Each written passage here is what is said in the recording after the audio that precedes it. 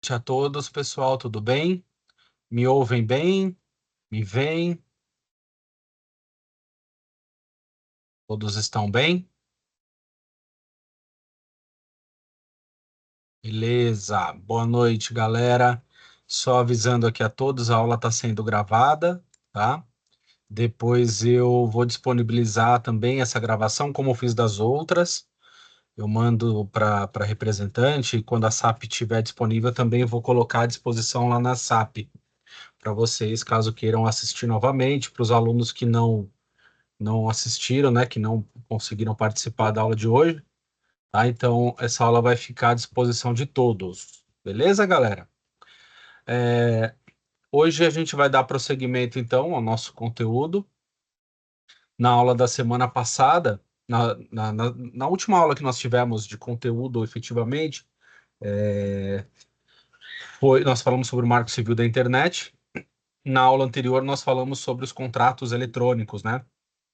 Que eu disponibilizei para vocês um artigo científico para que vocês fizessem a leitura, né, até para poder ter uma ideia de artigo, né, de análise diferente, né, de um conteúdo, e nós trabalhamos um pouquinho sobre ele. E hoje, dando prosseguimento ao conteúdo programático, então a gente vai falar sobre a Lei Geral de Proteção de Dados, a LGPD, né? Então é uma aula importante, né, é um tema extremamente importante. Pode ser que alguém aqui esteja trabalhando esse tema dentro da sua monografia, do seu TCC. Então, fiquem à vontade para perguntar, para questionar, para comentar alguma coisa, tá? Aproveitem o conteúdo aqui, né? Eu vou tentar fazer uma abordagem o mais detalhada possível aqui, para a gente poder utilizar esse conteúdo aqui.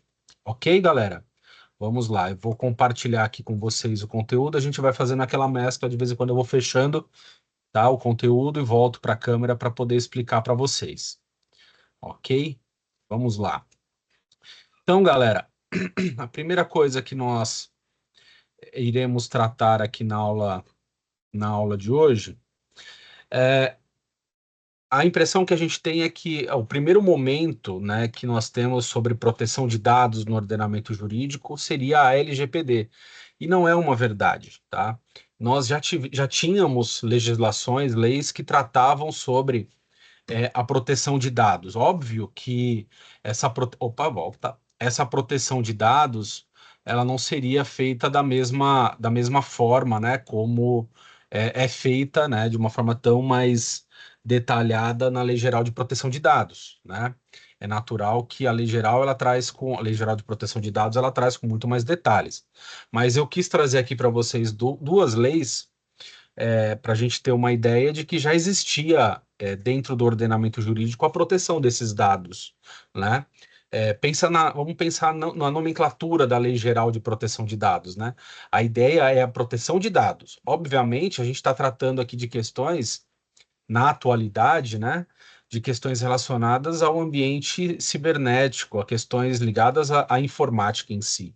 Mas os dados não são somente na área da informática, né? Dados são dados, né? Podem ser físicos, como podem ser virtuais também, né? Então, olha lá, a primeira lei que eu trouxe aqui, que nós temos dentro do ordenamento, né?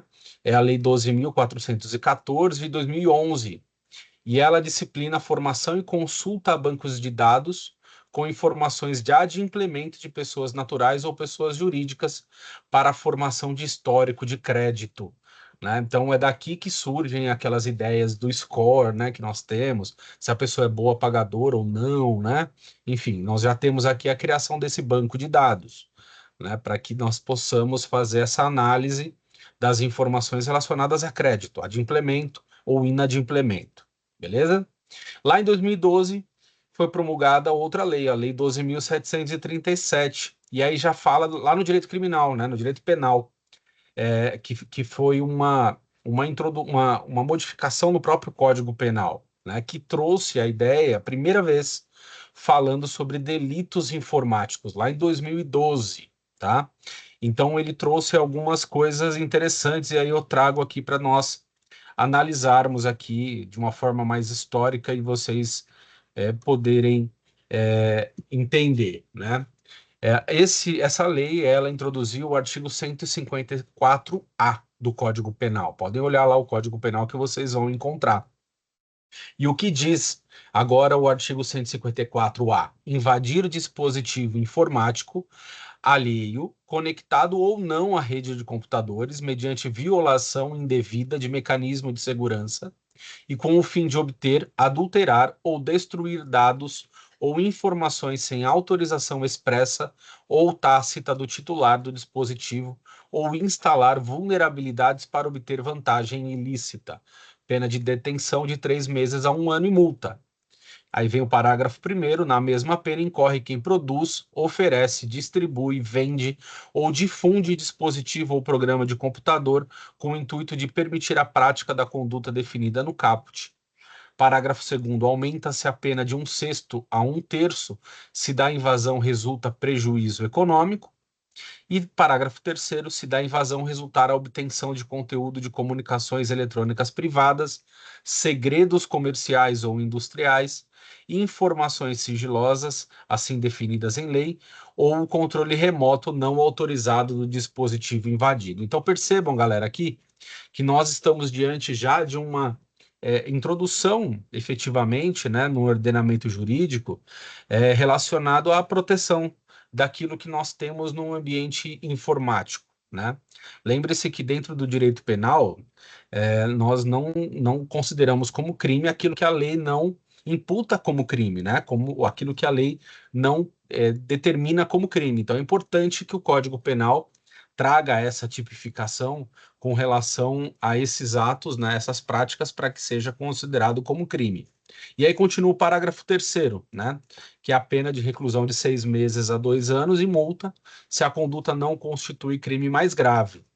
Parágrafo quarto, na hipótese do parágrafo terceiro, aumenta-se a pena de 1 a 2/3 se houver divulgação, comercialização ou transmissão a terceiro, a qualquer título dos dados ou informações obtidos, né?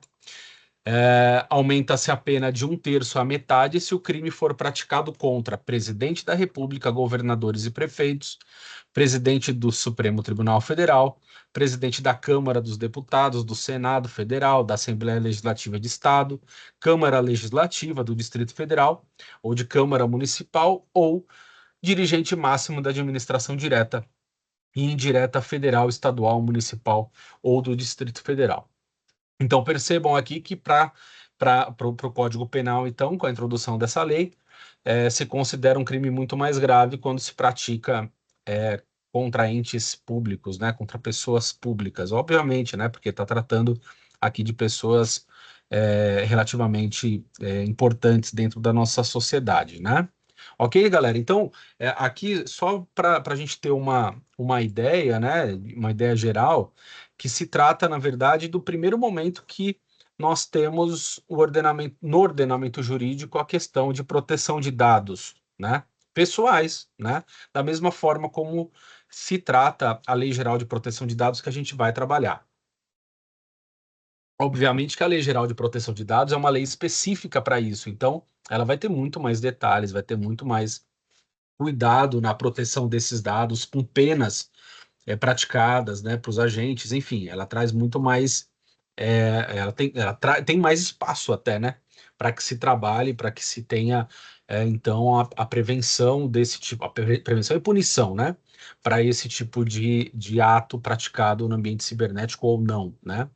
Lembre-se de novo, a Lei Geral de Proteção de Dados que a gente vai trabalhar, ela não se limita aos dados informáticos. Ela também pode ser aplicada para aqueles dados físicos, aquilo que eu tenho, então, de forma física no meu escritório, por exemplo. Ok? Vamos lá, prosseguindo, então, com o que nós nos propusemos aqui. Bora lá. Origem da LGPD. A LGPD, na verdade, galera, ela sofre uma influência, né? Ela foi criada com influência na lei que dá o nome, né, de GDPR, a General Data Protection Regulation. Olha que chique. E ela é uma legislação europeia, foi criada lá em 2016 na Europa. Então, a LGPD, na verdade, é uma legislação brasileira, mas baseada nessa legislação europeia. Na Europa, se vocês pesquisarem, fizerem uma pesquisa mais aprofundada, vocês vão encontrar algumas questões bem importantes, bem significativas relacionadas à Lei Geral de Proteção de Dados, tá? Qual é o objetivo dessa legislação europeia? Proporcionar aos usuários o controle sobre seus dados pessoais, que são armazenados pelas empresas ao navegarmos pela internet, tá? O que nós temos que ter, assim, de uma forma muito clara, pessoal? Quando a gente fala de dado, o dado é meu, o dado é pessoal, certo? Ele é meu, único e exclusivamente meu. O que pode acontecer é desse dado estar em poder de uma empresa, e estar em poder de outra pessoa, mas ele, mesmo estando em poder de outra pessoa, ele é meu. Por isso que tem que ter, né, é necessário que se tenha uma legislação que proteja esse meu dado que está em poder de outra pessoa, física ou jurídica, né? Então, essa é a grande finalidade que se tem com tanto essa legislação europeia como a LGPD, né? Essa proteção do dado meu, né? Desse meu dado que está em poder de um terceiro, tá? Lembre-se que quando nós falamos de internet, né, e obviamente a LGPD ela vai ter a sua função mais significativa com relação aos dados no ambiente cibernético, na internet, tudo que nós fazemos dentro do ambiente, né, informático, dentro da internet, isso acaba gerando rastro, né? Vai criando esses dados, vai mostrando ali qual o meu perfil como consumidor, como pessoa, né? E vai se criando ali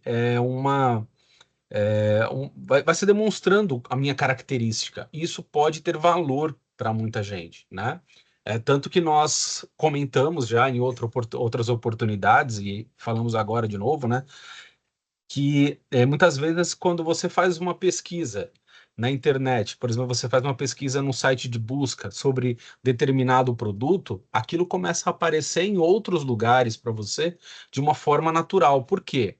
Porque você, de alguma maneira, demonstrou, você criou um rastro, você criou ali uma informação de que você busca aquele produto.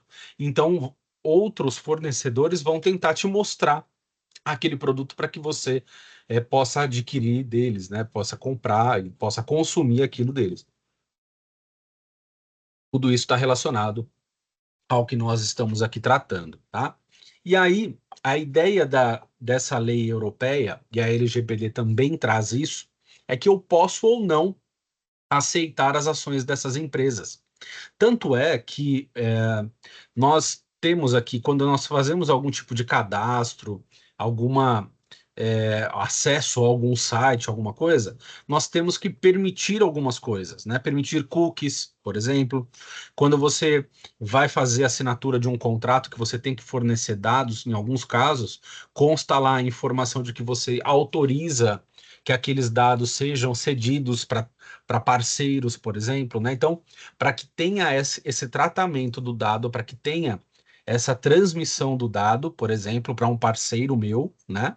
Eu tenho que ter obrigatoriamente a autorização do dono do dado, né? Daquele que me forneceu as informações.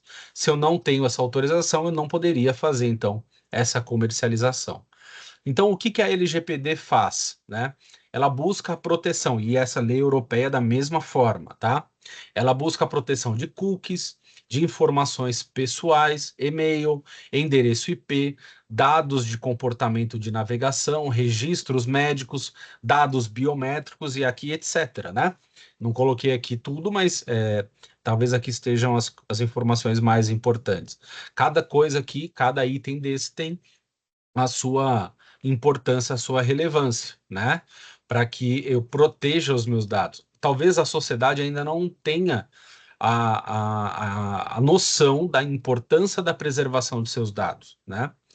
Acaba se cedendo, né, os seus dados de uma forma natural e espontânea, mas tem muita gente aí interessada nesses meus dados, né? Então, nós não temos noção ainda de quão importante são esses meus dados, né? E quão valiosos eles são, né? Ok, galera? Imagina só vazar registros médicos, uma pessoa que tem ali, por exemplo, ela faz tratamento médico de alguma doença grave e ela está procurando emprego, né? Imagina se ela vai conseguir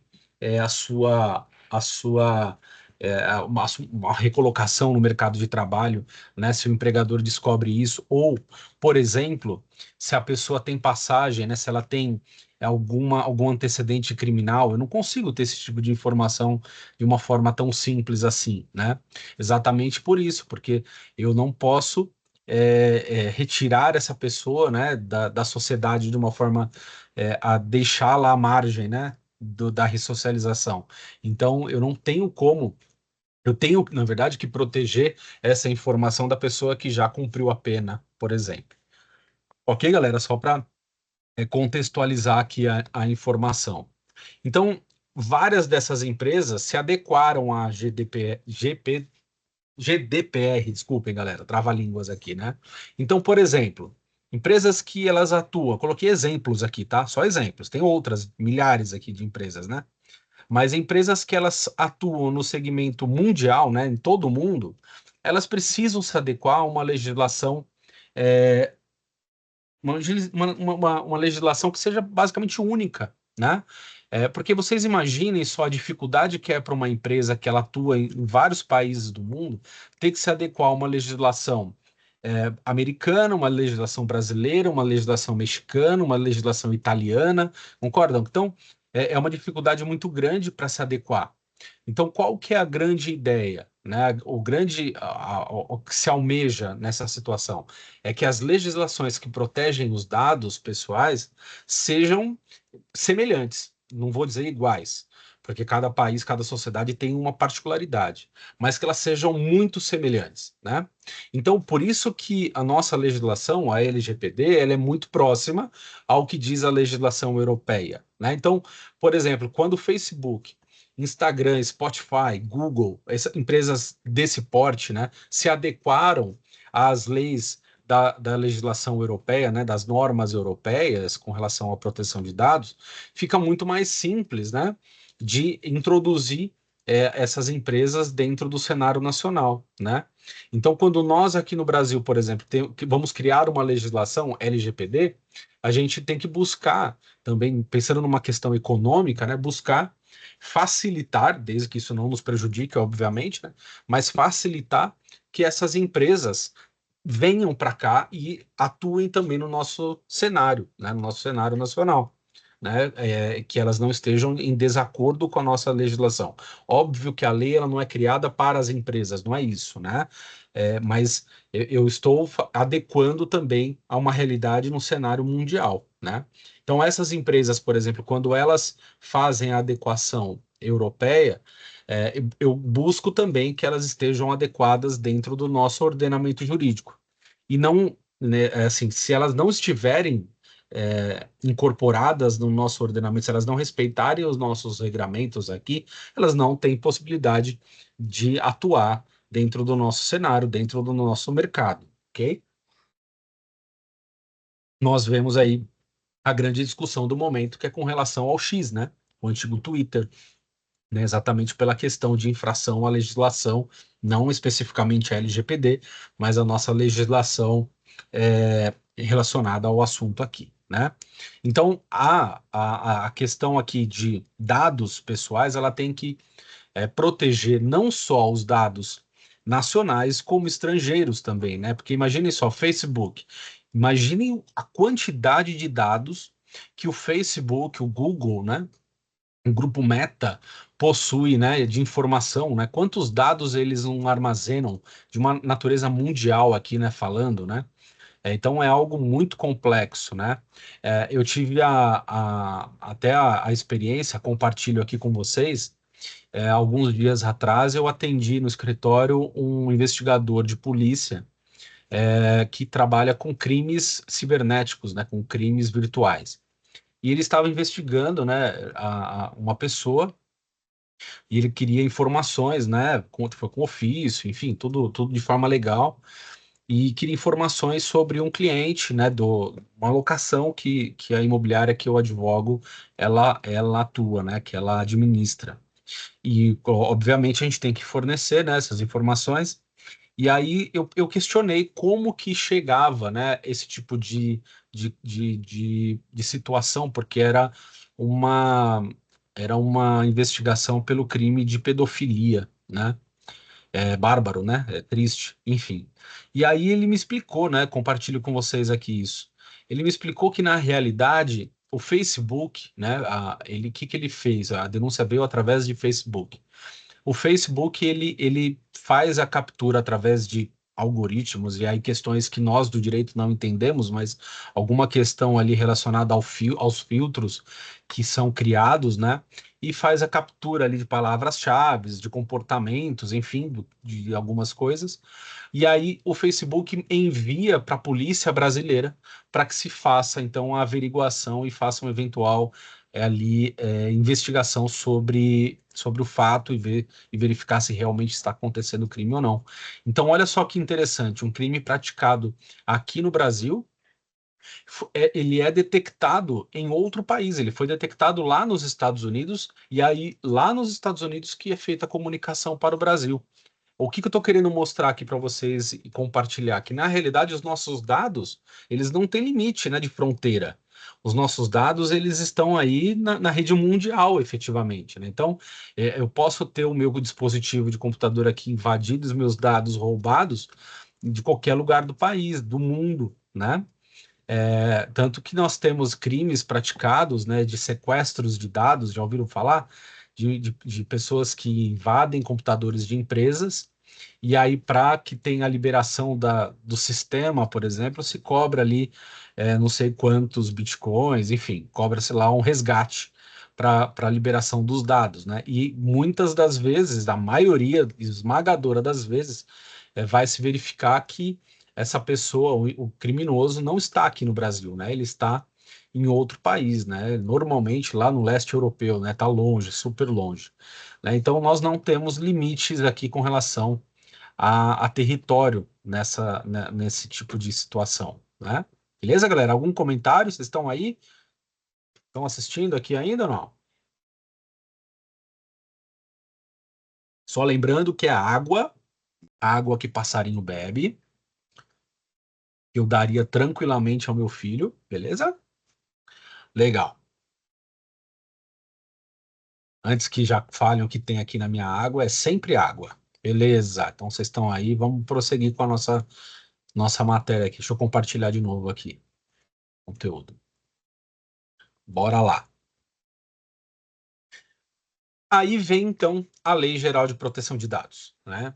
Que é a Lei 13.709 de 2018. Então, a Lei Geral de Proteção de Dados, ela é lá do ano de 2018, né? Então, vejam só, em 2019, só para para a gente se localizar aqui, né? Com relação ao assunto. Não estou aqui o que eu vou dizer agora para vocês não está dentro de uma ordem cronológica, mas só uma questão de didática do assunto, tá? Uma proposta à emenda constitucional de 2019, ela veio para incluir, né, no artigo 5º, né, da Constituição Federal, os dados pessoais como garantias individuais, né? Então, acrescenta o inciso 12A ao artigo 5º e o inciso 30, né, o artigo 22 da Constituição Federal para incluir a proteção de dados pessoais entre os direitos fundamentais do cidadão e fixar a competência privativa da União para legislar sobre a matéria. O que que significa isso, pessoal? Significa dizer que eu incluindo os dados pessoais lá como direito fundamental na Constituição Federal do artigo 5º, né? Eu estou colocando um dado pessoal tão importante quanto liberdade. Liberdade de expressão, intimidade, privacidade. Olha só como que se traz, então, a importância dessa matéria, né? Então, hoje, o legislador incluiu esse tipo de situação, esses meus dados pessoais, lá no artigo 5º, que talvez seja o artigo mais importante, né? Relacionado aos direitos individuais, né? da, que nós temos na nossa Constituição, em todo o nosso ordenamento jurídico aqui, né? Então, isso é extremamente importante.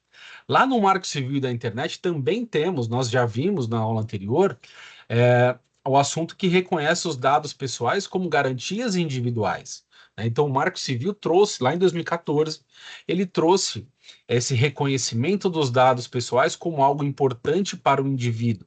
Tanto é que, lá pelo Marco Civil, relembrando que nós já estudamos, se fala lá em direito de privacidade, quando eu tenho invasão, quando eu tenho alguma questão relacionada a essa quebra, né, das minhas informações relacionadas ao direito da internet, né? Então, aí, lógico que a LGPD traz com muito mais detalhes isso. E aí vem a LGPD e regulamenta a proteção e privacidade dos dados pessoais. A LGPD, na realidade, então, ela tem a função de complementar, de regulamentar aquilo que está trazendo na Constituição Federal, né, por meio da PEC, né? E por meio, então, dessa alteração, né, da Constituição e também por meio do Marco Civil da Internet. Então, a LGPD, ela é uma legislação que se aprofunda nessa questão e regulamenta efetivamente a proteção e a privacidade dos dados pessoais, tá? Se vocês tiverem alguma dúvida, algum comentário, fiquem à vontade em fazê-los, ok? Então, quais são os fundamentos da LGPD? E aqui eu passo a mostrar para vocês alguns artigos da lei, né? Para a gente ir estudando sobre a lei em cima mesmo, né? Artigo 1º. Esta lei dispõe sobre o tratamento de dados pessoais, inclusive nos meios digitais. Olha o que eu disse para vocês, ó. Inclusive nos meios digitais. Então, não só nos meios digitais, né? Por pessoa natural ou por pessoa jurídica de direito público ou privado, com o objetivo de proteger os direitos fundamentais da liberdade e da privacidade e o livre desenvolvimento da personalidade da pessoa natural. Então, aqui está o primeiro fundamento da lei, né? Então, eu tenho que regulamentar o tratamento dos dados pessoais. E a própria lei é quem vai dizer o que é tratamento de dado pessoal, tá? A lei, ela explica o que é isso. E percebam que quando ele fala aqui quais são as pessoas que precisam respeitar isso, está dizendo de todas, né? Então, pessoa natural, pessoa jurídica, direito público, privado, né? Está dizendo todo mundo, tá? Então, todos têm que respeitar. Então, desde uma pequena empresa ou uma pessoa física, né, até a União, por exemplo, né, o governo federal precisa respeitar a LGPD, ok?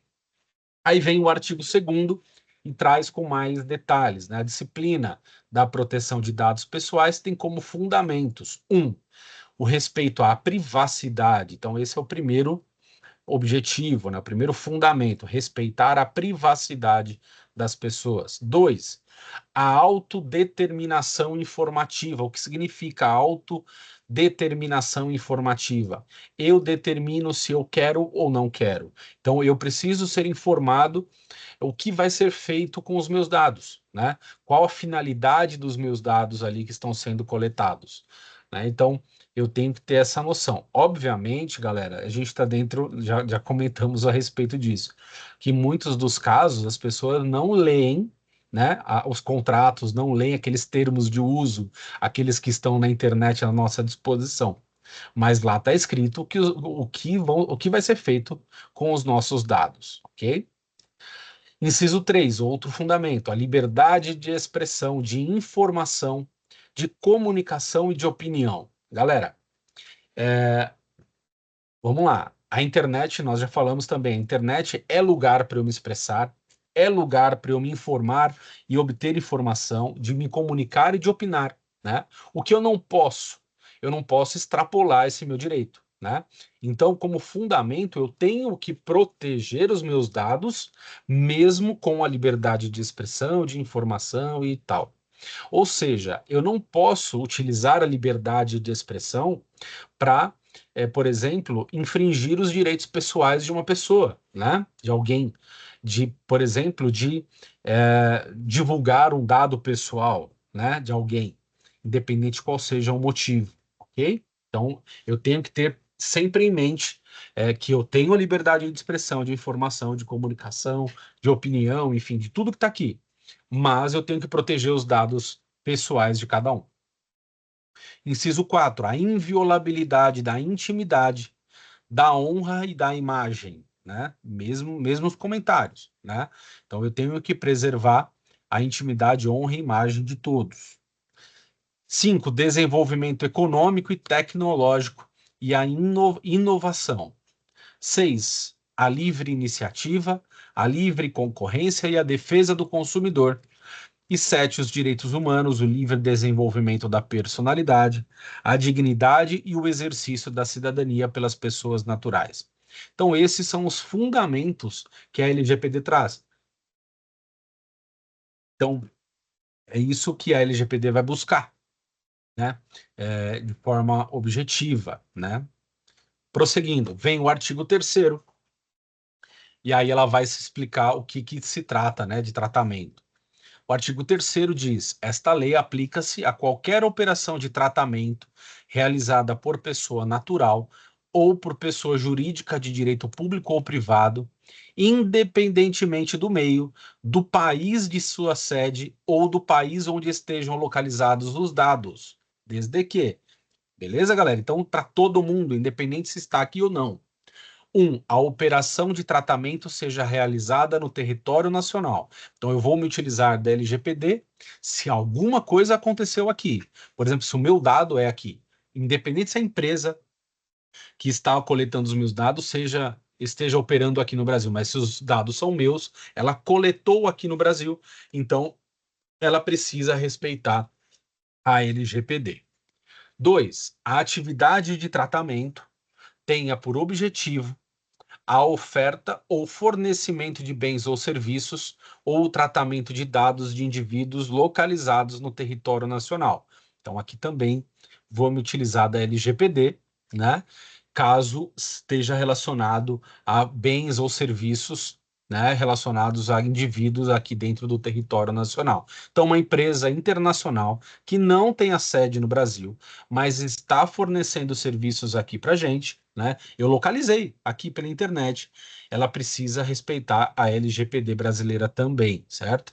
Olha que interessante isso, né? Para nossa proteção, efetivamente, né? Inciso 3. Os dados pessoais, objeto do tratamento, tenham sido coletados no território nacional. Aí vem aqui o parágrafo 1º, consideram-se coletados no território nacional os dados pessoais cujo titular nele se encontre no momento da coleta.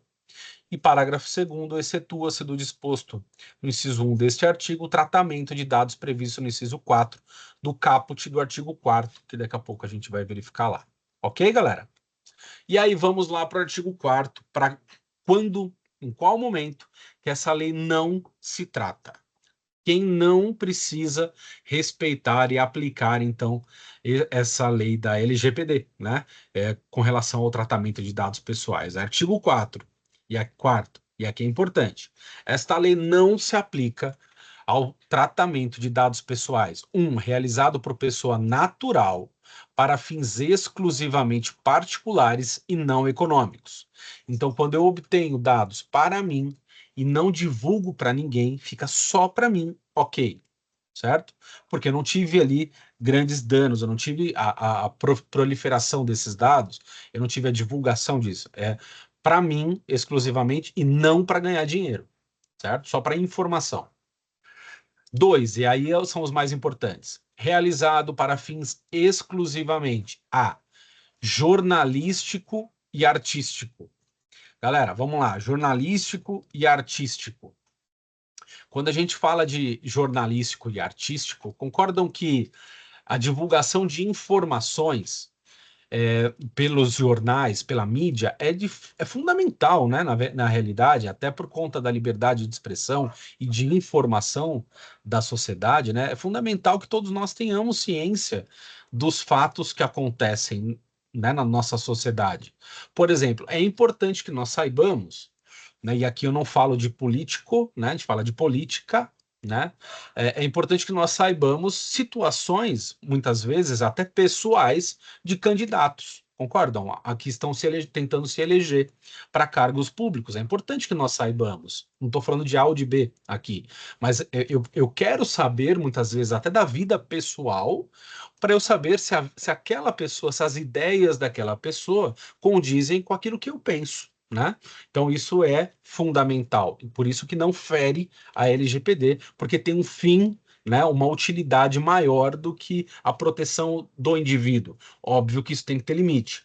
Tanto é que, por exemplo, o jornalista, quando ele vai cobrir ali uma matéria criminal, ele não fala, essa pessoa foi presa pela prática de homicídio. Ele fala assim: essa pessoa foi presa sob suspeita da prática de homicídio, certo? Então, sempre se trata ali como suspeito, por exemplo, né? Exatamente para que não tenha nenhuma infração relacionada ao direito pessoal, né? Ao direito da pessoa, enfim, ali. E artístico também, pessoal, a gente pode dar como exemplo os humoristas, né? Porque os humoristas, eles muitas vezes eles pegam ali questões do cotidiano para colocar dentro dos seus shows de humores. Por exemplo, prisão da Deolane, né, da advogada. Muitos humoristas, se a gente pesquisar pela internet, se utilizaram dessa situação para colocar ali dentro do seu show de humor, né? Pegamos aqui uma questão atual, né? Isso fere a LGPD? Não. Por que não? Porque é jornalístico, né, nos meios de comunicação, e artístico, porque ele está se utilizando ali como entretenimento, tá ok? Então a lei decidiu, o legislador entendeu por bem melhor proteger, então, esses dois, né, essas duas situações aqui da LGPD. Beleza, galera? Alguma questão aqui relacionada a isso? Sim, não, talvez? Agora que eu vi, Alexandre, você falando que essa água aqui é ruim, agora que eu vi aqui, que eu fico eu fico olhando aqui só os slides, eu não vejo o chat na hora. Tá gostosa a água, tá fresquinho. E tá um calor hoje, né, galera? Pelo pai amado, né? Tô com o ar-condicionado aqui no talo, aqui em casa, senão não aguenta. Daqui a pouco a garganta começa a falhar, né? Então, prosseguindo aqui, galera. O item B, e aí nos interessa também, né? Interessa como pessoas aqui, né? Como estudantes, porque eu não vou oferir a LGPD com a finalidade acadêmica, né? Ou seja, eu posso, por exemplo, obter dados e colocar no meu TCC, né? Algumas informações que são pessoais. Por quê? Tem a finalidade de estudo acadêmica, tá? Então, o legislador também quis proteger o estudante, né, com uma finalidade acadêmica, para que ele possa se utilizar daqueles dados que, em tese, seria ali como uma infração à Lei Geral de Proteção de Dados, mas que para essa finalidade não, certo? E aí vem o 3, né? E aí é uma questão mais coletiva também, realizado para fins exclusivos de segurança nacional, defesa nacional, segurança do Estado ou atividades de investigação e repressão de infrações penais, né?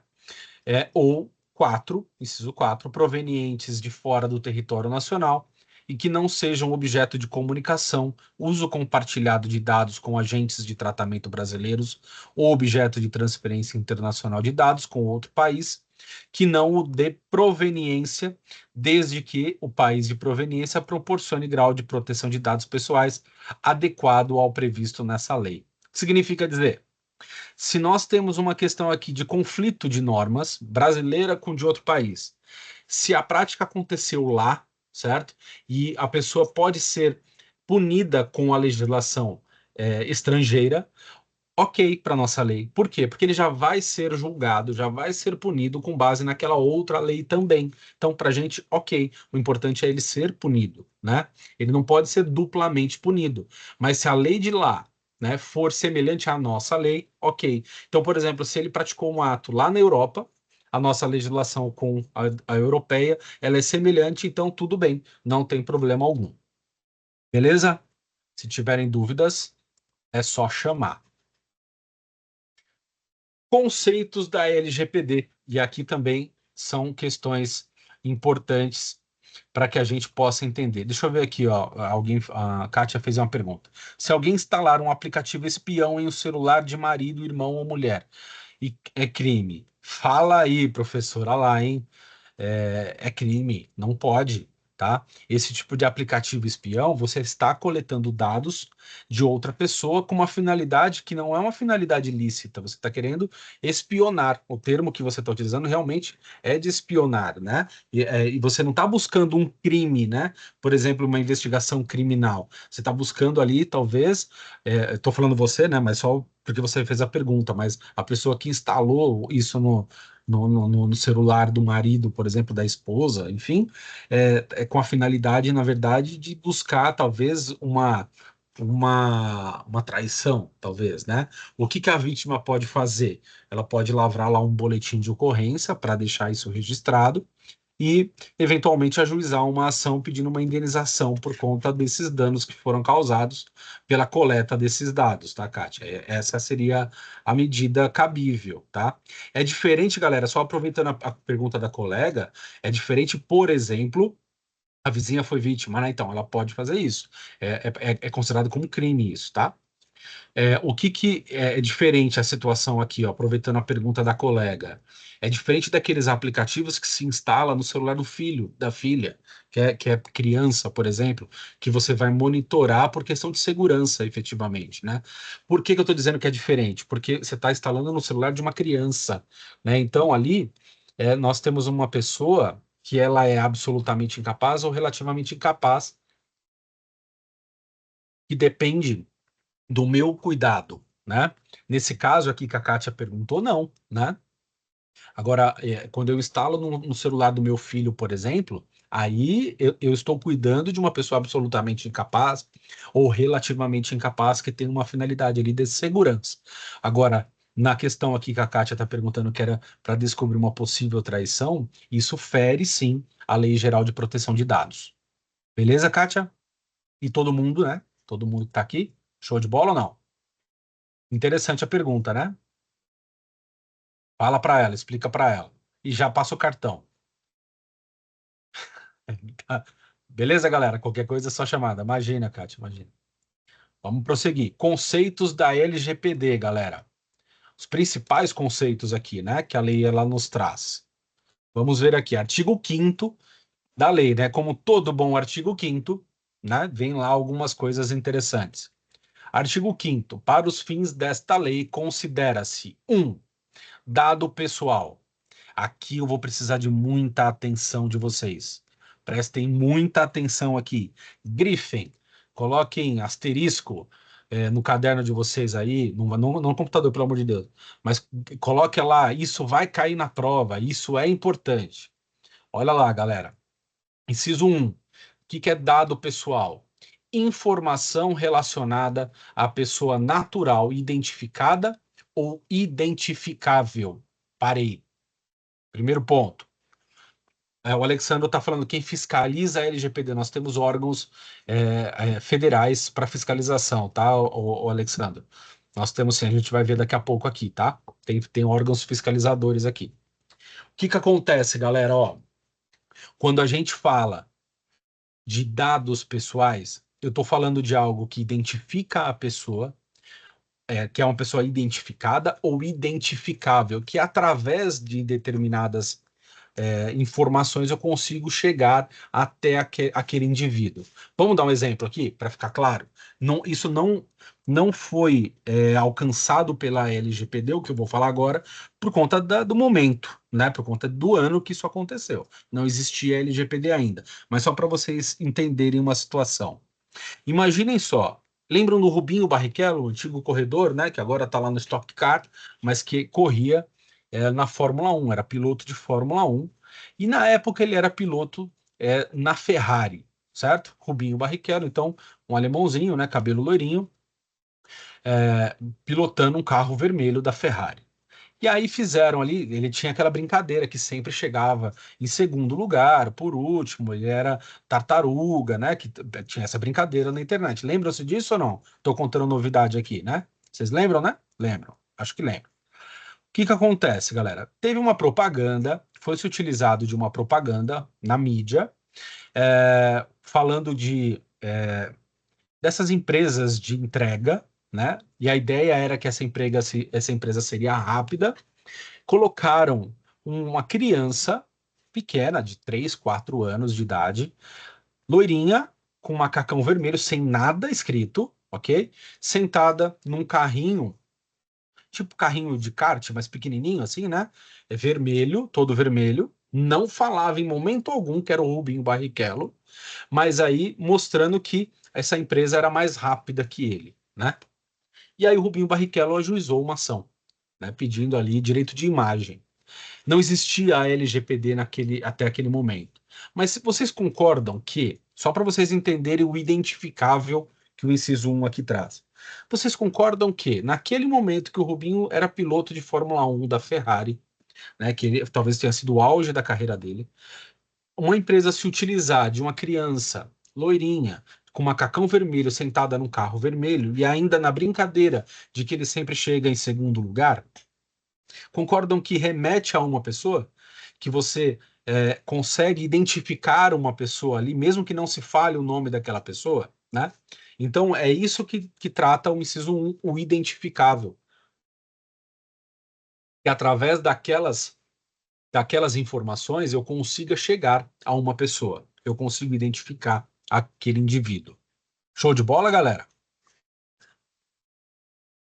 Sim, não, talvez?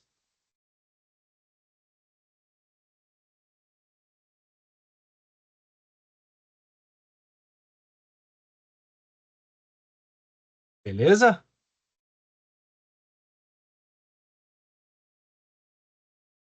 Beleza.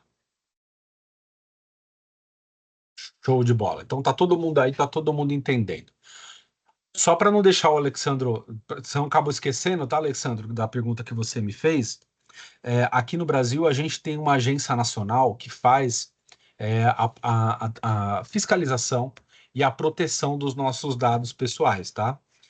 Que é a ANPD, Agência Nacional de Proteção de Dados, tá? Até o site deles, faço o convite a vocês, para vocês entrarem depois no site, que tem bastante coisa interessante sobre o assunto, tá? A ANPD, Agência Nacional de Proteção de Dados. É bem interessante, tem algumas coisas bem legais lá que vocês podem se utilizar. Beleza, Alexandro? E todos, né? Fala Alexandro, mas todo mundo aqui, né?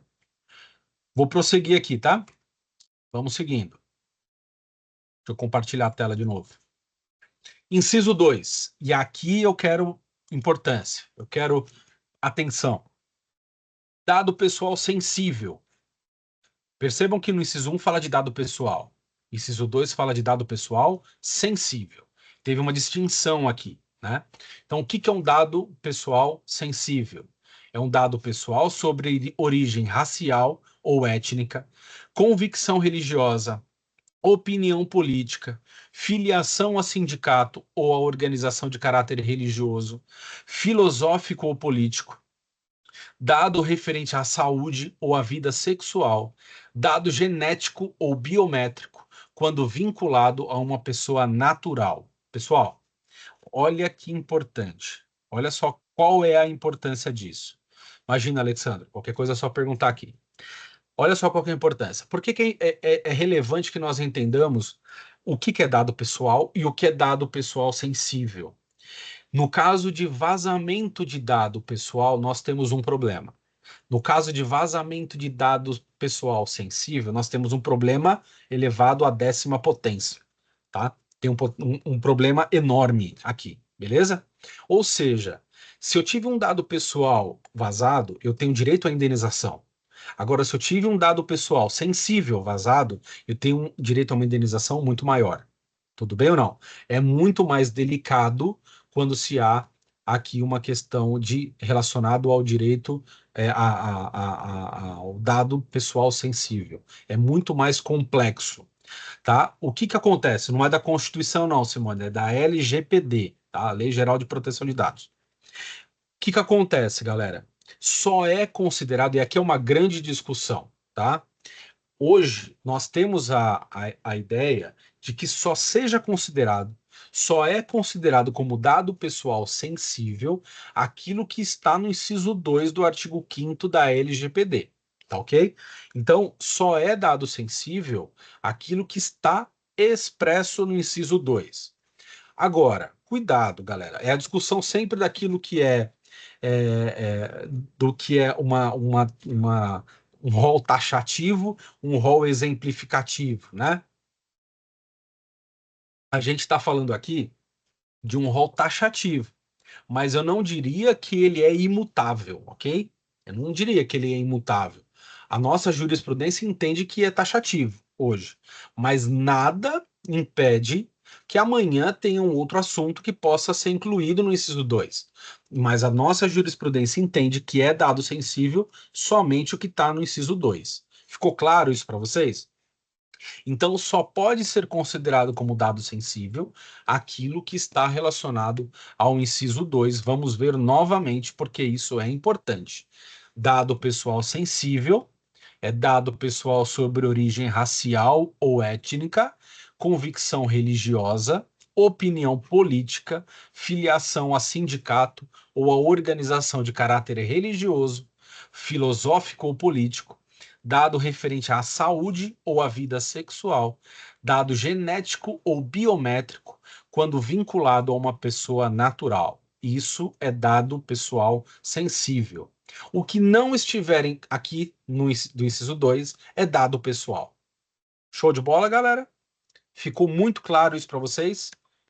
Preciso que isso esteja claro para todos vocês. Me prometem que vocês entenderam a diferença de dado pessoal e dado pessoal sensível? Prometem mesmo? Juram que não vão errar isso? Se eu perguntar na prova, vocês vão acertar?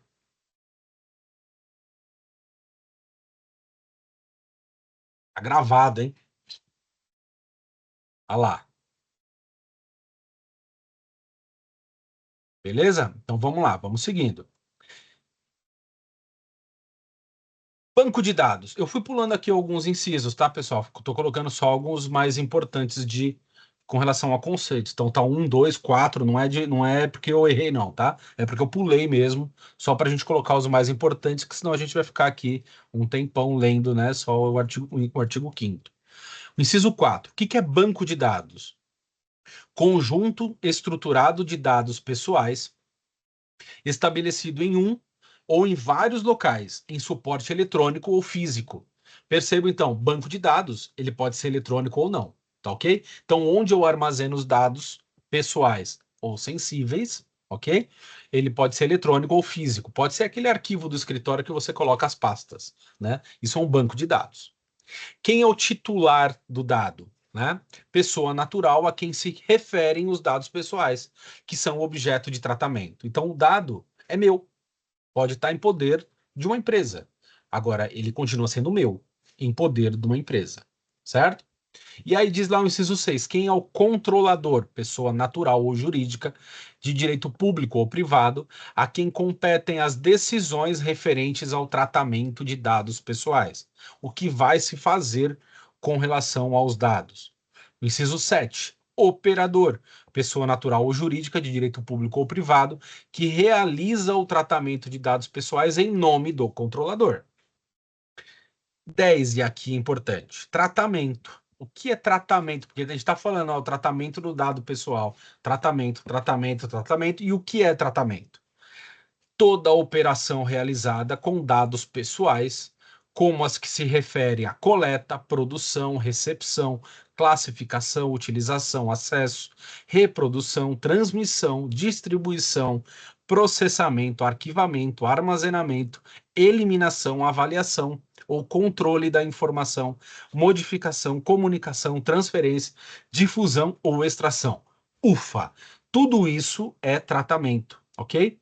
Então, na verdade, qualquer coisa que eu faça com o dado, ele entra dentro aqui, ele entra dentro é dose, né? Mas ele entra no conceito de tratamento, tá? Então, o que é tratar um dado? É fazer qualquer coisa com ele, desde coletar esse dado, né? Quando você preenche ali um formulário, até eu excluir esse dado, arquivá-lo, transferi-lo, ok? Então, tudo isso se refere ao tratamento. Uma falha em qualquer deste processo pode gerar um dano relacionado a vazamento de dado, por exemplo, ok? E o que diz o inciso 12? Aqui, pulamos para o 12. O que é consentimento? É a manifestação livre informada e inequívoca pela qual o titular concorda com o tratamento de seus dados pessoais para uma finalidade determinada. Ou seja, quando eu dou o meu consentimento, eu preciso ser informado para que esse dado ele vai ser utilizado, né? O que vai ser feito com esse meu dado? Então, muitas vezes, imaginem só, já aconteceu isso comigo, de fazer um exame médico, por exemplo, e lá dentro do formulário perguntar se o resultado do meu exame poderia ser utilizado para fins acadêmicos, para finalidade de estatística. Sim, né? Então eu coloco sim, ele vai poder ser utilizado, né? Então é informado para que aquela informação, né? Para que aquilo vai ser utilizado. Minha garganta está começando a falhar. Beleza, galera? Então eu tenho que ter a noção, eu como proprietário da informação, proprietário do dado, eu tenho que ter então a ciência do que vai ser feito aquilo. Inclusive, se essa informação vai ser cedida para outro lugar, né? Se, por exemplo, eu vou participar de um congresso, comum isso, hein? Você vai participar de um congresso. O que acontece no congresso? O congresso tem patrocinadores. Então, quando você faz a sua inscrição, você preenche lá, né, com alguns dados. O que o patrocinador ele tem de interesse? Só colocar ali a marca dele? É legal colocar a marca dele lá. Mas muitas vezes ele quer exatamente saber quem está lá dentro daquele evento. Então ele quer os dados das pessoas que estão participando do evento para que ele possa, muitas vezes, posteriormente ao evento, oferecer algum serviço, oferecer algum produto, oferecer alguma coisa, né? Então, quando você faz a sua inscrição, você está autorizando. Tá escrito lá, tá, pessoal? Não é de forma tácita. Tá escrito lá que você está autorizando a cessão dos seus dados aos parceiros do Congresso, aos parceiros do evento. Tá? Fiquem atentos a esses contratos por curiosidade para vocês verem ali como que isso é realmente trabalhado na prática. Show de bola, galera? Dúvidas, críticas, sugestões? Prometo que a gente vai passar para uma parte mais legal agora, daqui para frente. Beleza? Vamos seguir. Compartilhando tela novamente. Então vamos lá. Olha só. No âmbito da LGPD, desculpem a leitura aqui, mas acho que isso aqui é importante, eu separei alguns trechos para vocês. No âmbito da LGPD, o tratamento dos dados pessoais pode ser realizado por dois agentes de tratamento, o controlador e o operador, ok? Então, olha só as definições aqui para ficar claro isso para vocês. O controlador é definido pela lei como a pessoa natural ou jurídica de direito público ou privado, a quem competem as decisões referentes ao tratamento de dados pessoais, tais como as finalidades e os meios de tratamento. No âmbito da administração pública, o controlador será a pessoa jurídica do órgão ou entidade pública sujeito à lei, representada pela autoridade imbuída de adotar as decisões. Ok? Operador é a pessoa natural ou jurídica de direito público ou privado que realiza o tratamento de dados pessoais em nome do controlador. É aquele que põe a mão na massa. Há incluídos agentes públicos no sentido amplo que exerçam tal função, bem como pessoas jurídicas diversas daquela representada pelo controlador que exerçam atividade de tratamento no âmbito do contrato ou instrumento congênere. Beleza? Então, o operador é aquele que opera efetivamente, o controlador é aquele quem organiza a questão, né, que manda o operador fazer. Princípios da LGPD. Tem o artigo 6º.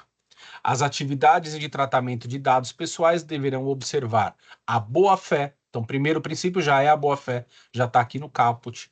E os seguintes princípios. 1. Finalidade. Primeiro, realização do tratamento para propósitos legítimos, específicos, explícitos e informados ao titular, sem possibilidade de tratamento posterior de forma incompatível com essas finalidades. Então, quando eu coloco lá naquele termo de consentimento que a pessoa está cedendo os dados, eu tenho que dizer o porquê, para quê. Eu não posso mudar o para quê, tá bom? 2. Adequação é a compatibilidade do tratamento com as finalidades informadas ao titular, de acordo com o contexto do tratamento. 3, necessidade, limitação do tratamento ao mínimo necessário para a realização de suas finalidades, com abrangência dos dados pertinentes, proporcionais e não excessivos em relação às finalidades do tratamento de dados. Galera, lembram-se do exemplo que eu dei para vocês de quando nós vamos ao hospital e aí se pergunta qual a religião, né? Qual a nossa religião? Tem ali uma finalidade dessa pergunta? Tem uma necessidade para isso? Sim, né? Nós sabemos que sim, exatamente por conta da questão relacionada à transfusão de sangue para algumas religiões que impedem, né? Que são contra a questão de doação de órgãos e transfusão de sangue, né? Inclusive, isso está sendo objeto de julgamento no STF, né?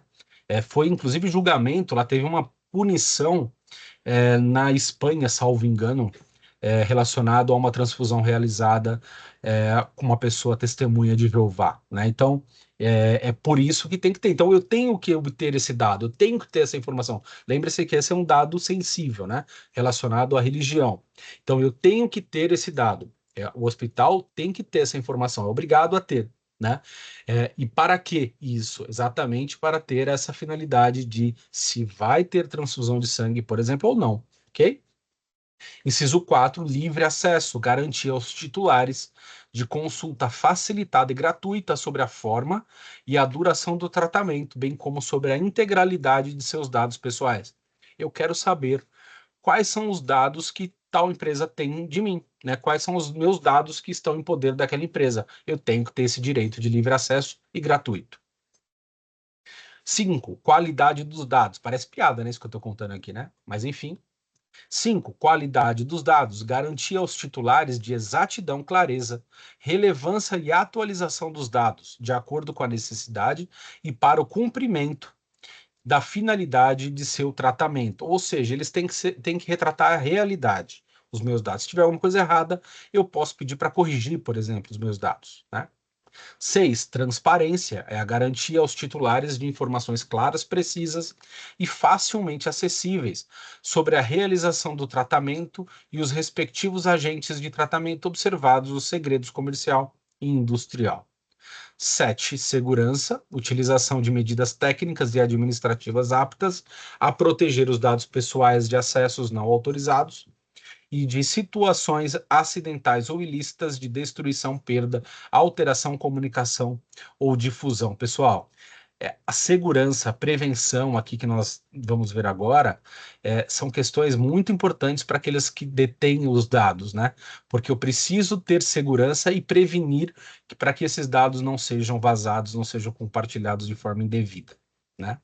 Inciso 8, a prevenção, a adoção de medidas para prevenir a ocorrência de danos em virtude do tratamento de dados pessoais. 9, não discriminação, impossibilidade de realização de tratamento para fins discriminatórios, ilícitos ou abusivos.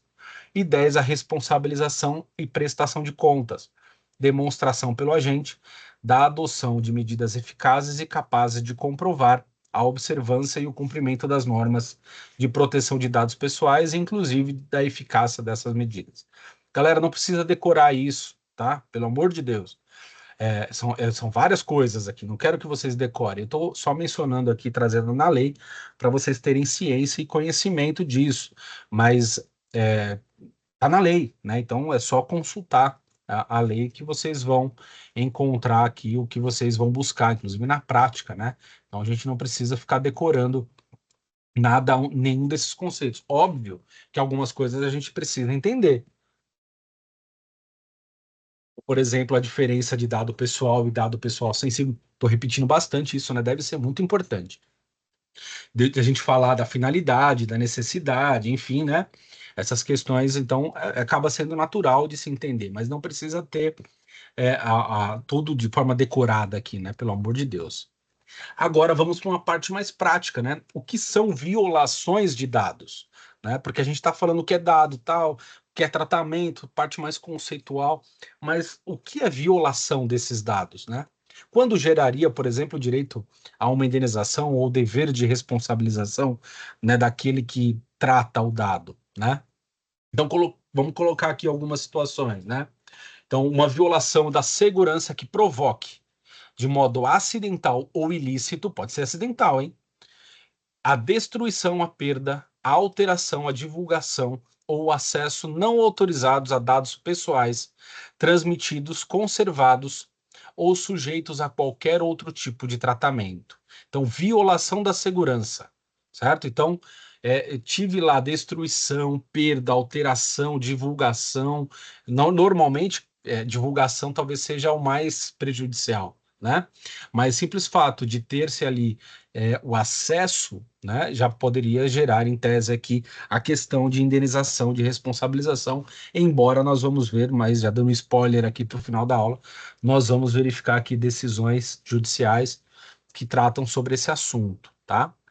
Então, mesmo que o incidente tenha resultado apenas na visibilidade dos dados a terceiros, já ocorreu a violação na segurança a que se refere à lei. Isso aqui na leitura da lei, ok? Leitura pura da lei. Vamos ver daqui a pouco, mais para o final da aula, como o judiciário entende isso. Tá? A gente vai ver jurisprudência a respeito disso. Eu trouxe para vocês verem aqui. Assim, a empresa ou organização deve garantir a minimização dos danos causados e responder satisfatoriamente às expectativas dos interessados e da sociedade. Galera, então, quando se fala em violação dos dados, né, dos dados pessoais, o que significaria dizer? Que seria destruição, perda, alteração, divulgação ou acesso não autorizado. Isso seria o conceito, então, de uma violação aos dados pessoais, tá? Tanto pessoal como pessoal sensível, né? Tanto faz aqui a questão do sensível ou não, só vai se tratar, só vai se referir efetivamente no quanto de uma eventual indenização que vai ser devida, né?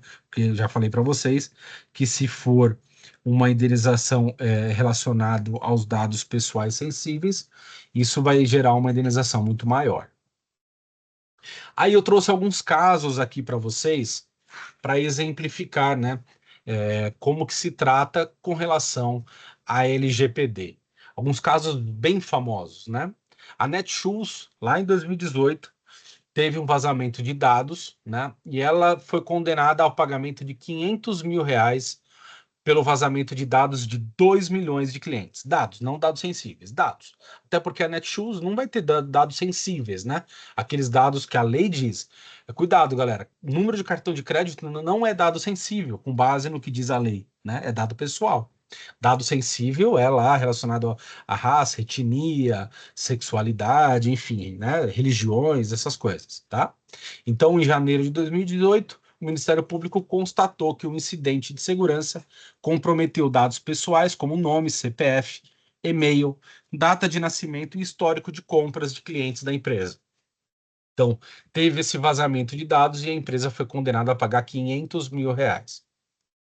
O Banco Inter, olha só, aí começa a ter informações um pouquinho mais complexas, né? Mas olha o grau, né? Já. A Netshoes, nome, CPF, e-mail. Banco Inter, olha só, teve que pagar 1,5 milhão pelo vazamento de dados de clientes. O que vaza de dado de cliente de banco, pessoal? Né? Extrato bancário, renda, né? Concorda? Então são dados muito mais, eu não vou falar sensíveis para não confundir com o conceito da lei, mas são dados muito mais importantes e muito mais delicados do que simplesmente o nome, CPF e e-mail, né? Por isso que a penalidade ela acaba sendo maior. Percebe que no Netshoes teve o vazamento de 2 milhões de clientes, tá? No Banco Inter foram de 20 mil clientes. E mesmo assim, a indenização, né, a condenação do Banco Inter acabou sendo 3 vezes maior do que a da Netshoes, exatamente por conta dos dados que foram vazados, né, de quais foram esses dados. Show? Vou dar mais exemplos aqui. Caso CIA. Olha só, CIA também. Percebe que são só empresas grandes, hein? A CIA, uma das maiores redes varejistas do Brasil, em 2018 viu cerca de 2 milhões de dados de clientes cadastrados no sistema de vales presente e trocas de suas lojas vazarem depois de um cyberataque realizado por hackers. Com o vazamento, clientes da CIA tiveram expostos dados como número de identificação, endereço de e-mail e valor carregados no nos vales presentes. e a empresa foi alvo de inquérito do Ministério Público. Eu não tive informação do valor aqui com relação à condenação da CIA, mas teve esse caso, né, de vazamento de dados. A Uber também foi, a Uber ou Uber, sei lá, a Uber também foi alvo também de ataque e também teve dados vazados. Em 2016, o aplicativo de transporte mais famoso do mundo também foi vítima de um cyberataque. Em todo o mundo, o roubo de dados que atingiu a Uber atingiu mais de 57 milhões de usuários, incluindo cerca de 200 mil brasileiros. Esse caso de vazamento de dados, no entanto, só veio a público em 2017 e a empresa foi multada em 150 milhões pelo governo do estado da Califórnia, nos Estados Unidos. 150 milhões de reais, né? Aproximadamente aqui. Então percebam que foi algo enorme também. Percebam, galera, olha só, a gente está tratando de empresas, Netshoes, Banco Inter, CIA, Uber. Imaginem o investimento que essas empresas não fazem na prevenção desse tipo de problema. E mesmo assim acontece. Né? Então, tá ali, né? Tá na chuva, pode acontecer. Né? Isso pode acontecer de ter o vazamento dos dados. O que eu tenho que mostrar, na verdade, é que eu tenho ali, essas empresas, elas têm programas de prevenção para esse tipo de problema. Pode acontecer, mas eu tenho que prevenir, né, esse tipo de situação. O Facebook, em 2018, um vazamento de dados do Facebook atingiu cerca de 30 milhões de usuários da mais famosa rede social do mundo. Nesse caso, no entanto, o número de usuários prejudicados não foi o mais grave. O problema maior foi o uso político das informações vazadas, que supostamente teriam sido usadas pela empresa Cambridge Analytica para auxiliar na campanha para presidente de Donald Trump. Isso aqui vazou na mídia, né? Isso aqui foi bem trabalhado, né? Nas redes aí. Há indícios de que nesse vazamento foram recolhidas informações básicas como nome, profissão e cidade, e de hábitos e de preferências políticas dos usuários. Com o escândalo, o Facebook perdeu, olha o valor, 35 bilhões de dólares em valor de mercado na Bolsa Americana em um único dia. Então, eles não tiveram condenação aqui, pelo menos não que eu tenha informação, mas eles tiveram uma perda enorme, bilionária, com relação a esse vazamento, porque isso tira a credibilidade da empresa, né? Faz com que ela tenha ali uma volatilidade muito grande, né, no cenário que ela está inserida, né? Então, tem que se preocupar muito com relação a isso, né? Essas empresas precisam efetivamente se preocupar bastante. Show, galera? Será que seus dados estão ali dentro desses que foram vazados nessas empresas? Sim ou não? O que vocês acham? Certamente já roubaram meus dados em algum momento, né? Por exemplo, eu trabalhava numa outra universidade, né? Não vou dizer o nome da concorrência, mas é, foi alvo lá também de ataque hacker e roubo de dados. Galera, roubo de dados de alunos, por exemplo. O que que pegaram de dados de alunos? O que que é possível pegar dados de alunos de uma universidade, né? Só vendem imóveis. O que que podem pegar, por exemplo, de dados de alunos de uma universidade? Nome, RG, CPF, se ele paga em dia ou não paga em dia, as suas notas, enfim, esse tipo de dados. E dos professores? Olerite, né? E os endereços das duas partes, enfim, são dados muito, muito significativos, né? Que muitas vezes acaba se vazando, que acaba se tendo ali a sua divulgação, né? Tem ali a questão infringida dos dados que são vazados. Beleza, galera? Posso seguir? Vocês estão aí ainda? Posso seguir. Vocês estão jantando, né? Imagino. Tá todo mundo jantando, comendo pizza, né? Beleza. Tá bom, imagino, viu? Seguindo, então. E aí, como que é a responsabilidade em caso de vazamento de dados? É a parte que mais nos importa aqui, né? Efetivamente. Vamos responsabilizar todo mundo, né? Pulamos para o artigo 42. Galera, eu fiz um recorte aqui, né, para a gente poder trabalhar na aula, né? Não que a lei não seja importante no todo, mas eu fiz só esse recorte para a gente poder estudar os pontos mais relevantes aqui. Diz o artigo 42 da LGPD: o controlador ou o operador que, em razão do exercício de atividade de tratamento de dados pessoais, tratamento na questão mais ampla possível, né? Causar a outrem dano patrimonial, moral, individual ou coletivo, em violação à legislação de proteção de dados pessoais, é obrigado a repará-lo. Galera, parece-me muito aquilo que diz lá o artigo 927 e o 186 do Código Civil, né? Aquele que causa dano a alguém tem que indenizar, ponto. Aqui está sendo relacionado, efetivamente, lógico, aos dados pessoais. E aí vamos lá, parágrafo 1º. A fim de assegurar a efetiva indenização ao titular dos dados, 1. O operador responde solidariamente pelos danos causados pelo tratamento quando descumprir as obrigações da legislação de proteção de dados ou quando não tiver seguido as instruções lícitas, hein, do controlador. Hipótese que o operador equipara-se ao controlador, salvo nos casos de exclusão. Legal. 2. Os controladores que estiverem diretamente envolvidos no tratamento do qual decorreram danos ao titular dos dados respondem solidariamente, salvo nos casos de exclusão. Parágrafo 2º. O juiz no processo civil poderá inverter o ônus da prova a favor do titular dos dados quando a seu juízo for verossímil a alegação, houver hipossuficiência para fins de produção de prova, ou quando a produção de prova pelo titular resultar-lhe excessivamente onerosa. Pessoal, isso aqui é de fundamental importância. Por quê? Olha só, galera, vou parar o compartilhamento aqui, vamos fazer uma revisão de processo civil, para vocês lembrarem.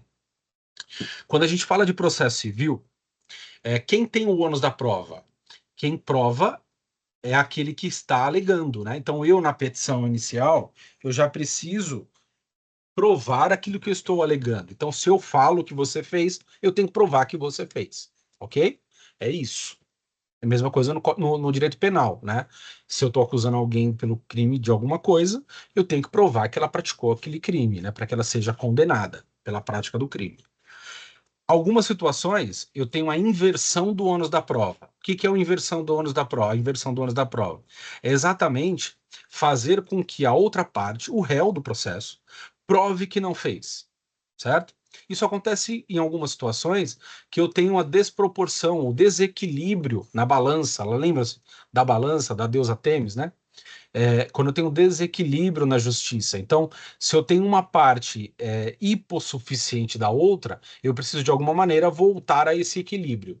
Então, o que que eu faço? Eu jogo sob a responsabilidade do réu de provar que ele não fez aquilo. Ou seja, quando eu pego lá no Código, por exemplo, de Defesa do Consumidor, Código de Defesa do Consumidor, eu não tenho como jogar na responsabilidade do consumidor de provar que o produto não veio com defeito, ou que ele veio com defeito, né?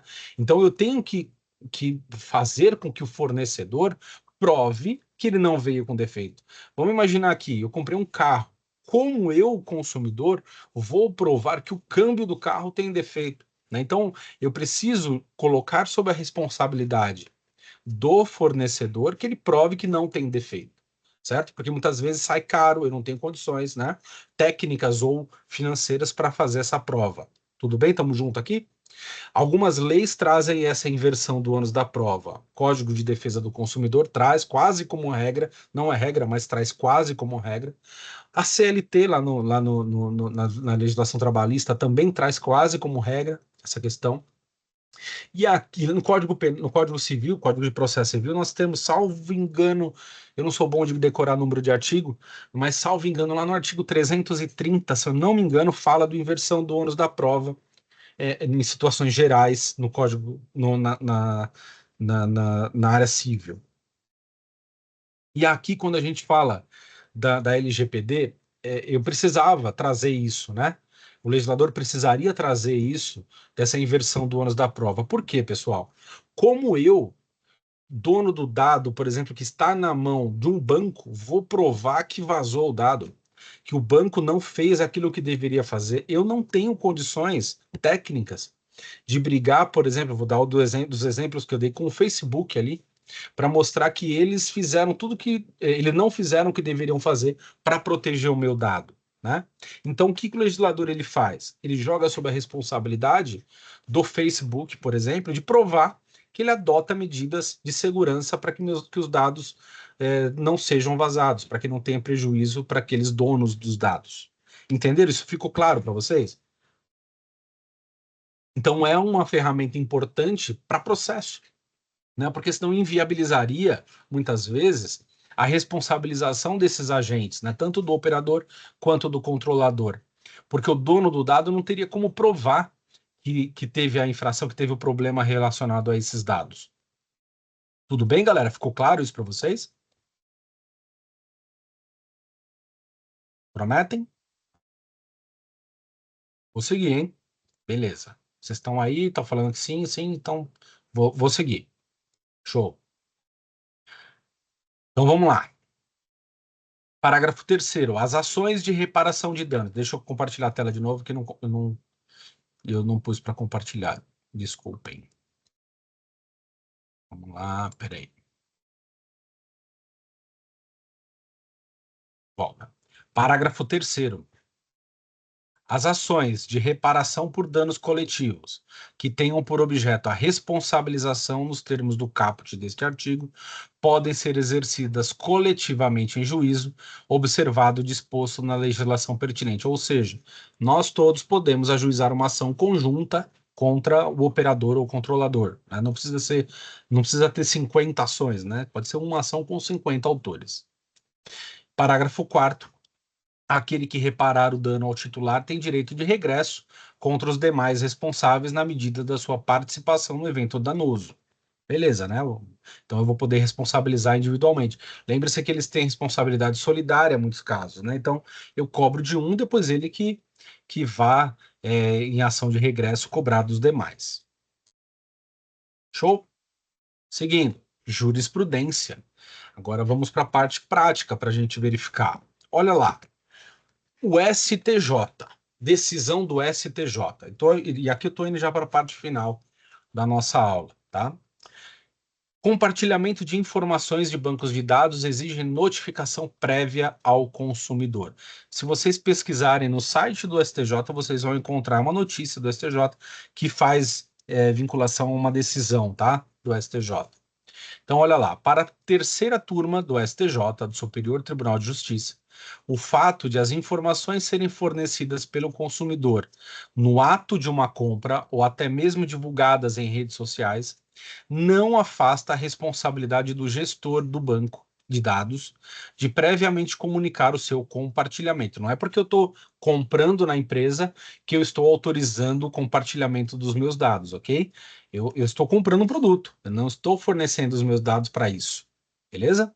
Então isso é relevante, é importante. O fato por si só, e aqui entre aspas, palavras da ministra Nancy Andrighi, o fato por si só de se tratar de dados usualmente fornecidos pelos próprios consumidores, quando da realização de qualquer compra no comércio, que não se afiguram como os chamados dados sensíveis ou sigilosos, não afasta a responsabilidade do gestor do banco de dados, na medida em que, quando o consumidor o faz, não está implícita e automaticamente autorizando o comerciante a divulgá-los no mercado, explicou a ministra ao destacar que nessas situações o consumidor confia na proteção de suas informações pessoais. Lembram-se lá dos conceitos, dos fundamentos que nós trabalhamos agora há pouco? Eu tenho que informar o consumidor, tenho que informar o dono do dado o que eu vou fazer com aquela informação, certo? Então, eu estou fornecendo dado para quê, né? Nancy Andrighi afirmou que, na hipótese do compartilhamento das informações sem a prévia informação, como ocorreu no caso analisado, o dano moral é presumido, sendo desnecessário ao consumidor comprovar prejuízo. Ou seja, galera, o simples compartilhamento sem a minha autorização já gera o direito de indenização, já gera a obrigatoriedade de reparação. Então, é um dano presumido.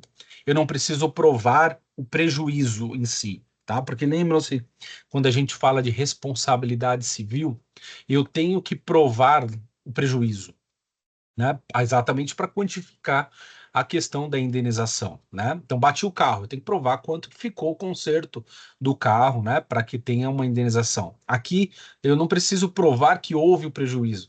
O simples fato, de acordo com a ministra Nancy Andrighi, o simples fato de que tenha existido o vazamento, ó, o compartilhamento desses dados, já geraria o dever de indenização.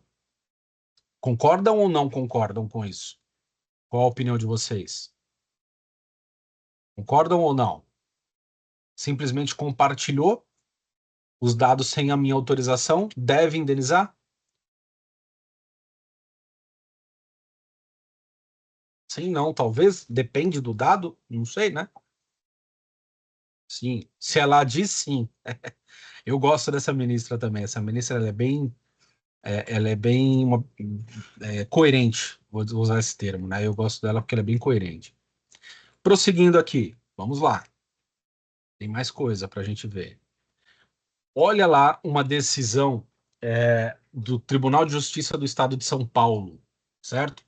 Um processo contra a Eletropaulo, né? Antiga Eletropaulo, atual Enel. Aqui está só a ementa da decisão, tá? Foi uma apelação do ano de 2020. Então, apelação, ação indenizatória cumulada com obrigação de fazer procedência, vazamento de dados. Ré, condenada a recolher dados vazados, compartilhados sem autorização e a pagar ao autor, a título de danos morais, a quantia de R$ 10.000, certo? Então, a sentença determinou que a empresa, Eletropaulo, recolhesse os dados vazados e ainda pagasse R$ 10.000 de danos morais. Aí vem lá, grifos meus aqui, eu que grifei. Incontroverso vazamento de dados de clientes da requerida, por meio de sistemas informatizados, bem como a divulgação de referidas informações a terceiros. Beleza? Então, o tribunal está falando assim: não tem como discutir que os dados vazaram, que foram divulgadas as informações. Isso não é discutível, né? Está provado, está comprovado. Prosseguindo aqui. Premissa, contudo, que não importa na responsabilização em recolher os dados vazados, pois, como se disse, tais informações, uma vez disponibilizadas, seja em meio físico ou digital, escapam da esfera de controle. Prestação impossível. Concordam ou não? Galera, se o dado vazou, como é que eu vou recolher esses dados? Né? É uma questão lógica, né? Como é que eu vou fazer para recolher esses dados? É impossível. Não estou falando de papelzinho que caiu no chão, deixa eu varrer aqui para pegar o que caiu, né? Estou falando de dados que foram vazados na internet, que está na mão de não sei quem. Como é que eu vou recolher esses dados? É impossível. Então, por isso que o tribunal entendeu como uma prestação impossível. Ok. E aí, continua. Quanto aos danos morais, embora se admita o defeito na prestação dos serviços, não sobreveio qualquer prova de ofensa à honra do autor. Olha só, a gente acabou de ver aqui, ó, e volto na decisão do STJ, nessa notícia do STJ, mas que trata, a ministra Nancy Andrighi diz que o simples fato de compartilhar, de ter o vazamento do dado, já gera o dever de indenizar, ok? Então eu tenho ali um prejuízo, um dano moral presumido. E aí vem o Tribunal de Justiça do Estado de São Paulo e diz que eu não comprovei a ofensa à honra. E aí ele continua, tribunal. Dano moral que, no caso, não se constitui in ré ipsa, ou seja, não foi demonstrado, carecendo de comprovação da efetiva utilização indevida dos dados e da mácula daí decorrente. Não há como reconhecer direito reparatório com base em potencial risco de utilização indevida de dados e de prejuízo. Decisão reformada, recurso provido. Ou seja, o que o Tribunal de Justiça de São Paulo fez? Uma decisão totalmente contrária àquilo que o STJ definiu. Provavelmente eu não acompanhei esse recurso, mas provavelmente, se ele foi objeto de recurso especial, esse recurso especial deve ter sido provido, né? exatamente para se adequar ao entendimento do STJ. Porque assim, vou dar a minha opinião aqui, né? Longe de mim de ser dono da razão. Mas eu concordo com o Tribunal de Justiça do Estado de São Paulo quando diz que é impossível recolher os dados. Eu concordo, impossível, minha opinião. Agora, dizer que não tem o direito de indenização, eu estou indo contrário ao que a lei determina, né? Então, eu concordo com o entendimento da ministra Nancy Andrighi. Minha opinião, quem tiver pensamento contrário, totalmente lícito, não tem problema algum. Mas o simples fato de ter meus dados vazados, disponibilizados sem a minha autorização, de acordo com o que diz a lei, já geraria o dever de indenização. A questão só seria de quantificar o valor, né? Se são 5, se são 10, se são 15, são 100 mil reais, né? E talvez aí seja apurado exatamente pela questão do prejuízo, né? Da questão do prejuízo, não, desculpem, mas da questão do dado que foi compartilhado, né? Da importância desse dado, né? Mas, enfim, dizer que não teria o direito à indenização me causa um pouco de preocupação nesse tipo de situação. Não sei se vocês concordam com o que eu estou dizendo, né? Mais uma vez, se não concordarem, não tem problema algum. Aqui é só uma questão de opinião, né? Jurisprudência a gente encontra para todos os lados, né? Mas me gera um pouco de preocupação nesse sentido. Certo, galera? Só para deixar isso de uma forma demonstrada aqui com vocês. E aí continuo com os senhores. Em que pese as medidas posteriormente adotadas, não há como apartar que a circunstância representou falha na prestação. É o mesmo julgamento, tá? Não representou falha na prestação de serviços, mesmo admitida eventual conduta fraudulenta de terceiro, pois haveria a ré de conferir maior segurança em suas operações de modo a preservar os interesses dos consumidores, sendo certo ainda que a hipótese encontra-se inserida no risco da atividade. Tal premissa, contudo, não importa na responsabilização da concessionária em recolher os dados vazados, pois, como se disse, tais informações, uma vez disponibilizadas, seja em meio físico ou digital, escapam da esfera do controle, constituindo-se, portanto, prestação impossível. Tenho por tais razões, palavras do relator, que deva ser reformada a sentença, respeitável sentença, reconhecendo-se a improcedência dos pedidos formulados na inicial, condenando-se ainda o autor ao pagamento das custas, despesas processuais e honorários advocatícios fixados em 10% do valor atualizado da causa, observadas as regras da gratuidade processual. Ou seja, o cara se ferrou, né? Por quê? Porque ele aqui, vocês estão me vendo, né? Porque na realidade o processo que ele tinha, que ele teve êxito, né, aqui contra a Eletropaulo, acabou sendo então reformada essa decisão, julgada improcedente a ação e ele não teve direito a nenhuma indenização, certo? Então, o que eu estou querendo mostrar aqui para vocês, galera? Que nós temos ainda, por se tratar talvez de um tema recente, um tema novo, nós temos posicionamentos diferentes ainda.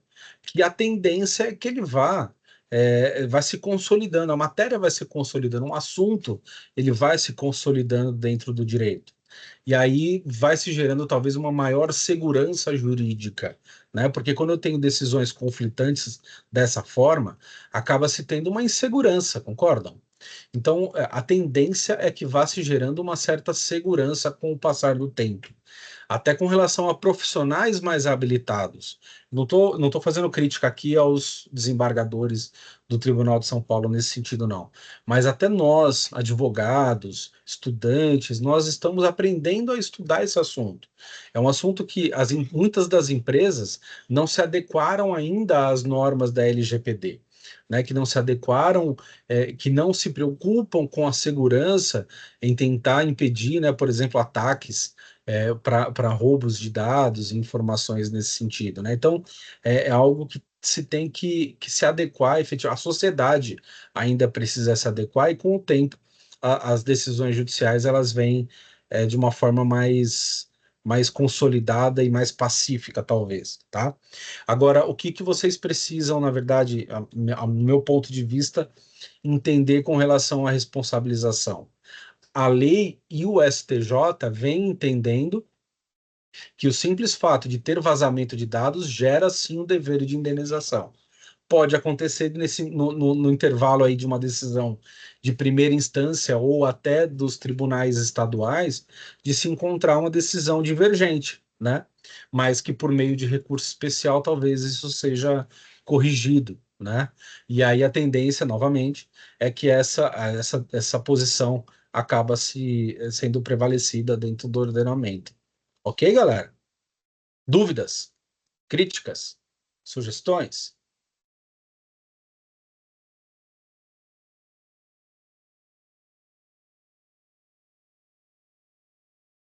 Tem ninguém aí, né? Vocês já jantaram agora. Algum questionamento, pessoal?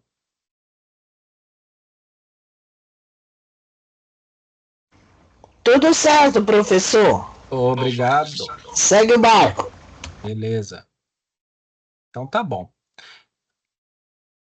Bom, então esse foi o tema que eu gostaria de ter tratado com vocês aqui na aula de hoje sobre a LGPD. A minha sugestão é que vocês tenham essa legislação, tá? Essa lei. Eu sugeriria que vocês, para quem tem aquele vademecum grandão, lá tem o Marco Civil, tem a LGPD, tá? Mas para quem não tem, baixa depois pela internet tanto o Marco Civil quanto a LGPD, deem uma estudada nessas leis, tá? Uma lida com atenção. Eu aqui, novamente, né, eu fiz alguns recortes de alguns artigos, mas não se tratam de leis gigantes, enormes, são leis consideravelmente pequenas, então acho que vale a pena depois vocês darem uma lida com bastante atenção nesses assuntos. Tá bom, galera? Então a gente fica por aqui. Depois eu vou compartilhar o link, tá, dessa aula de hoje também. É um assunto importante para caso vocês queiram estudar novamente, tá? Então aí eu compartilho depois via representante, coloco na internet, tá, para vocês. Certo, galera? Boa noite para vocês, bom descanso e até semana que vem.